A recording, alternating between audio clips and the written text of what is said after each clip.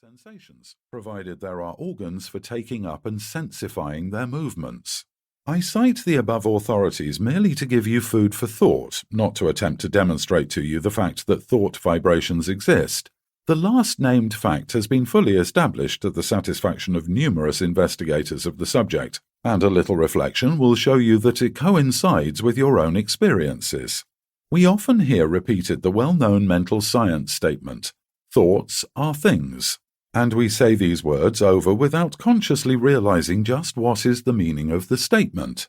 If we fully comprehend the truth of the statement and the natural consequences of the truth back of it, we should understand many things which have appeared dark to us, and would be able to use the wonderful power, thought force, just as we use any other manifestation of energy.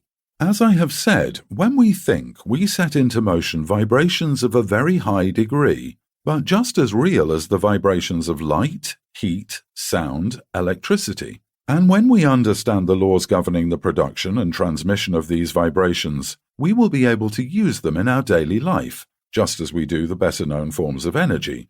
That we cannot see, hear, weigh, or measure these vibrations is no proof that they do not exist. There exist waves of sound which no human ear can hear, although some of these are undoubtedly registered by the ear of some of the insects, and others are caught by delicate scientific instruments invented by man. Yet there is a great gap between the sounds registered by the most delicate instrument and the limit which man's mind, reasoning by analogy, knows to be the boundary line between sound waves and some other forms of vibration. And there are light waves which the eye of man does not register, some of which may be detected by more delicate instruments, and many more so fine that the instrument has not yet been invented which will detect them, although improvements are being made every year and the unexplored field gradually lessened. As new instruments are invented, new vibrations are registered by them, and yet the vibrations were just as real before the invention of the instrument as afterward. Supposing that we had no instruments to register magnetism, one might be justified in denying the existence of that mighty force, because it could not be tasted, felt, smelt, heard, seen, weighted, or measured. And yet the mighty magnet would still send out waves of force sufficient to draw it to pieces of steel weighing hundreds of pounds.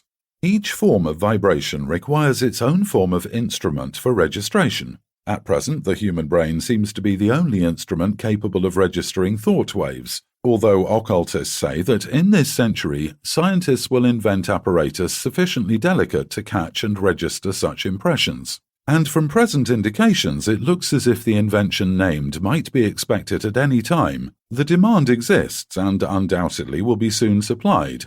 But to those who have experimented along the lines of practical telepathy, no further proof is required than the results of their own experiments. We are sending out thoughts of greater or less intensity all the time, and we are reaping the results of such thoughts.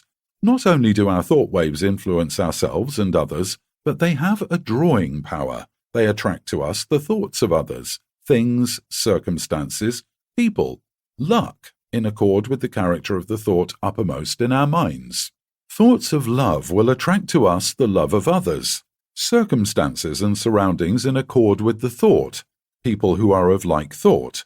Thoughts of anger, hate, envy, malice, and jealousy will draw to us the foul brood of kindred thoughts emanating from the minds of others. Circumstances in which we will be called upon to manifest these vile thoughts and will receive them in turn from others, people who will manifest inharmony, and so on. A strong thought or a thought long continued will make us the center of attraction for the corresponding thought waves of others. Like attracts like in the thought world.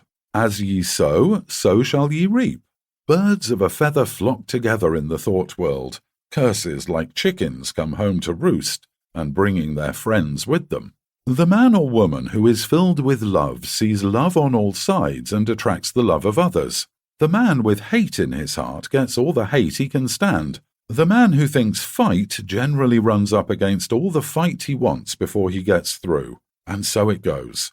Each gets what he calls for over the wireless telegraphy of the mind. The man who rises in the morning feeling grumpy usually manages to have the whole family in the same mood before the breakfast is over. The nagging woman generally finds enough to gratify her nagging propensity during the day. This matter of thought attraction is a